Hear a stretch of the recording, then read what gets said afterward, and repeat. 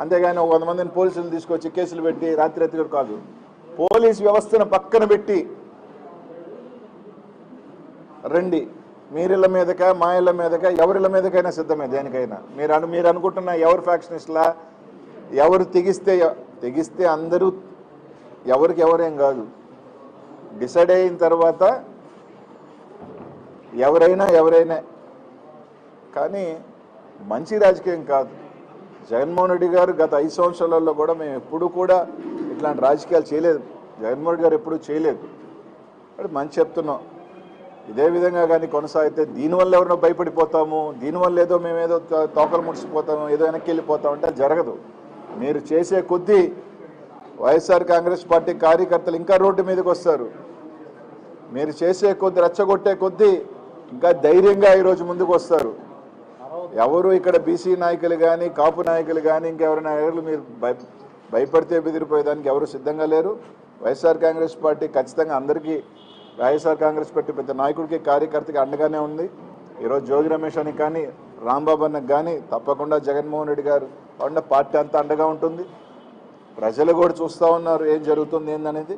తప్పకుండా బుద్ధి చెప్పే రోజు దగ్గరలోనే ఉంది. మహా అంటే ఇంకా 3 సంవత్సరాలు, రైట్, 3 years మీకు నచ్చింది చేసుకోండి, కేసులు పెట్టుకోండి. ప్రతి ఒక్కరికి కూడా ఒక ఎక్స్పైరీ డేట్ ఉంటుంది. ప్రతి ఒక్కరికి కూడా ఒక ఎక్స్పైరీ డేట్ ఉంటుంది. మీ ఎక్స్పైరీ డేట్ 2029. కాబట్టి అంత లోపల నచ్చింది చేసుకోండి, పెట్టుకోండి. అందరి మీద కేసులు, జైళ్ళు ఏం చేసుకోవాలి. కానీ ఇళ్ల మీదకి వచ్చే సంస్కృతి మాత్రం ఖచ్చితంగా ఇది మంచి పద్ధతి కాదు. ఇళ్లలో ఆడవాళ్ళు ఉంటారు, మహిళలు ఉంటారు, వాళ్ళకి రాజకీయాలు అంటే సంబంధం లేని వ్యక్తులు, పసిబిడ్డలు ఉంటారు. జరగరాంది జరిగితే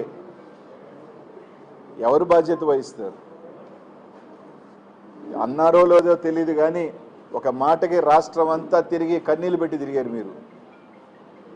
అది అన్నారో లేదో తెలియదు, నిజం అబద్ధం తెలియదు, కానీ ఒక చిన్న మాటకి అది తప్పైనా ఒప్పైనా దానికి మీరు రాష్ట్రం అంతా తిరిగారు కదా.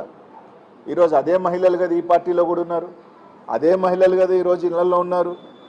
మనుషులు లేని టైంలో, నేను రమేష్ అన్న ఇంట్లో లేడు, తిరుపతిలో ఉన్నాడు.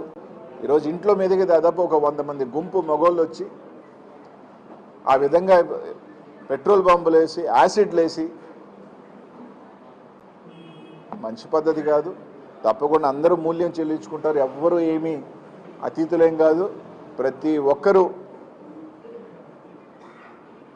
తప్పకుండా మూల్యం చెల్లించుకోవాల్సిన రోజు దగ్గరలోనే ఉంది.